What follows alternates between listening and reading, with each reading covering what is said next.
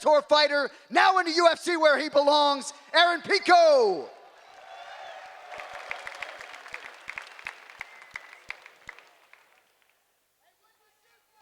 I mean, how good does Aaron Pico look head to toe right now? It's great to see you, man. So this is very exciting for all of us in the UFC family to have you in the fold. I think a lot of us remember all the fanfare that accompanied your pro debut. So how excited are you to finally be here in the fold and to test your skills against the best fighters in the world? No, I'm super excited to be here. It's been a dream come true, but I've been saying it for a while. You know, I'm not here for a participation medal. I'm here to be the best in the world and become a UFC champion. So I know I got my work cut out for me, and I'm just so excited to be here in front of the fans. I'm new here, so take it easy on me, but we're gonna have some fun.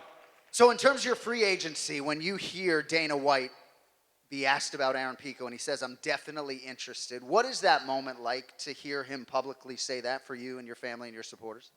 Yeah, it feels really good. I mean, Dana White is the best promoter in the world. The UFC is the biggest organization, and it just feels good to be here. You know, I can promise the fans one thing is I will put on the most exciting fights.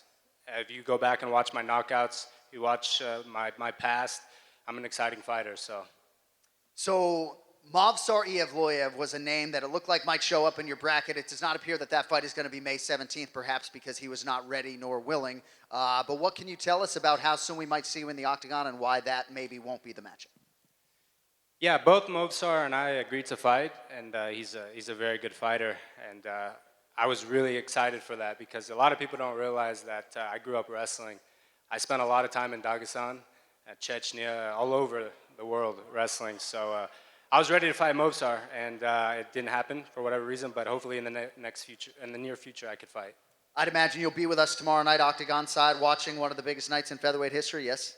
Absolutely. All right. Well, we're happy to have you there. I believe we might have some microphones. Yeah, go ahead, Jose. So obviously, Aaron, people that have been covering this sport for a long time remember when you were signed to Bellator when you were 0-0. So I guess, was this always the end goal? Because I even remember back then you would talk about how you looked up to George St. Pierre, you were training with John Jones and everything. So I guess, was this always the end goal, even back when you were in Bellator? Yeah, absolutely. The end goal was always to be in the UFC. And I think for any fighter just starting out, this is where they want to end up. I mean, they got the best fans in the world. I mean, just look around. Everybody's here. And I'm just, like I said, I'm just so excited to have the platform to show that I'm the best fighter in the world. And you guys are in for a treat. So let's get something booked soon. And obviously, you know, you said you and Mavsar both agreed. A lot of people view him as the #1 contender who could be fighting for the belt next. We don't always get a Q&A with newly signed free agents. So are you feeling the machine of the UFC behind you this early? Of course. I mean, to get Mavsar right out the bat or just have that name, I think the UFC knows I'm exciting and I'm capable of becoming a UFC champion. So I got to be ready. You know, with all these free agents signings the last several years with Kayla, MVP, Michael Chandler, you know, they said the same thing where they know their fighter fans that only watch the UFC, and maybe they didn't know Michael Chandler or Kayla Harris. So I'm curious, what has been the fan reaction and reception to the signing? I'm sorry, say that louder. What have you made of the fan reception and reaction to your signing? Because I'm sure there are people that have never watched Bellator and have only watched the UFC. Yeah, this is it's been crazy. When the news broke that I signed with the UFC, it's been a lot of media, a lot of attention. Good people, you know, some people say good things, some people say bad things, but at the end of the day, just wait till I fight. Aaron, I know we had spoke earlier this week about you coming out here potentially, and here you are, I guess, going to the fights tomorrow night. What are you looking to take away from seeing the most elite featherweights in the UFC from up close and personal? I think it just gives me an opportunity to study. I mean, I'm a big student of the sport. To see them live I can learn a lot. And I think the biggest thing for me is just getting used to the atmosphere. I mean, coming from another organization, yeah, I fought in big crowds, but I never fought in front of UFC fans. They've been telling me that the UFC fans are a different breed, and they are. And since the signing, I mean, has there been anyone in your life that has come to you that's given you like a strong piece of advice about this next chapter? John Jones, anyone else on your team, coaches, anything like that? Just stay out of trouble. Question for Aaron. At Media Day, a lot of the featherweights had some really nice things to say about you as a human being and your skills as a fighter. Out of the UFC featherweight division, who do you see as your toughest matchups? That's a very good question. They all are tough, and the feeling is mutual from what they said. I have a lot of respect for them, but everybody's tough. Honestly, I don't have a clear answer for that one, to be honest with you. Fair enough. And one question for John Anik. If you could match up Aaron with anyone in the division, who would it be?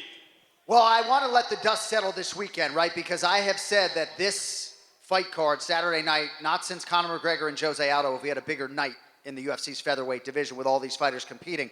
I like the Mavsar Evloev fight. I think that makes a lot of sense, but there are a lot of guys near the top of that division that I think would pique the interest of Mr. Pico. I'm just excited to see him knock a man out so I can drop a Pico at the top of my fucking lungs, if I'm being honest. All right, we got any more questions? Yes. Right Go here. ahead. Yes. Hey, Aaron, welcome to the UFC. Given the fact that you have a wrestling background, but you've also trained with the likes of Freddie Roach and you have a very boxing-heavy approach, seeing the success that Ilia Topuria had at the 145-pound division, how far do you think you can go and how soon can you achieve that? I think I can be champion within a year. I know that's a bold prediction, but I truly feel it. Ask Freddie Roach, ask Miguel Cotto, ask Jose Ramirez, Ryan Garcia. They all know that I can box, and Topuria has really, really good hands, but I don't think it's at my level, if I'm just being completely honest. Your left hook to the body is one of your signature moves. How do you think that's going to help you in this division? Well, I think it will help in any division. Anytime you hit somebody in the liver and they go down, it will help you out. So, yeah, I'm really known for my hands, and that's what people like to see. They like to see people get basically demolished by punches, so that's what I'm here to do. The fact that Mavsar Evloev was mentioned and it was a fight that was pretty much close to happening, it tells you the expectations the UFC had out of you. Does that bring extra pressure on you given the fact that this is all so new, but you've been thrown into the sharks so quickly? Yeah, it's a good question. It is what it is. Pressure is always there, so unless you don't like pressure, you're in the wrong sport, so. Thank you. Thank you. All right, I think that's going to do it. We are very excited to have this man in the UFC. They say pressure is a privilege. It's been on this man since his pro MMA debut. How about a hand for the newly minted UFC featherweight, Aaron Pico?